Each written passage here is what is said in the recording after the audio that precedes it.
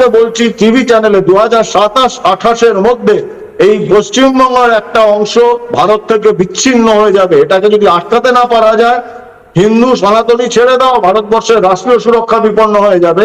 সেটা ভারতবর্ষের প্রধানমন্ত্রী বুঝতে পেরেছেন, তাই কলকাতায় এসেছেন। সর্বোচ্চ প্রতিনিধি অজিত ডোভাল স্যার সঙ্গে রয়েছেন। ইন্টেলিজেন্সের কাছে ভয়াবহ সমস্ত রিপোর্ট রয়েছে। আমরা দেখেছি এসআইআর নিয়ে কি হয়েছে, আমরা ওয়াকফ বিল নিয়ে দেখেছি। বারবার বলেছি, সিদ্দিকুল্লাহ চৌধুরীর মতো একজন মন্ত্রী যে বলেছিলেন 50 জায়গায় 2000 করে ছেলে বসিয়ে কলকাতা অচল করে দেবো, আমি আবার বলছি ওটা আন্ডারস্টেটমেন্ট। উনি এক এক জায়গায় 10,000 করে ছেলে বসাতে পারেন। যে কোনো দিন চাইলে কলকাতাকে উনি 5 লক্ষ জেহাদি দিয়ে ঘেজিয়ে দেবেন। এই অবস্থা হয়েছে বাংলা। এসআইআর করতে হবে যে কোনো মূল্যে, রাষ্ট্রীয় সুরক্ষা বিপন্ন হবেই হবে। পশ্চিমবঙ্গ আলাদা হয়ে যাবে ভারতবর্ষ থেকে, স্বাধীন পূর্ব পাকিস্তানের অংশ হবে।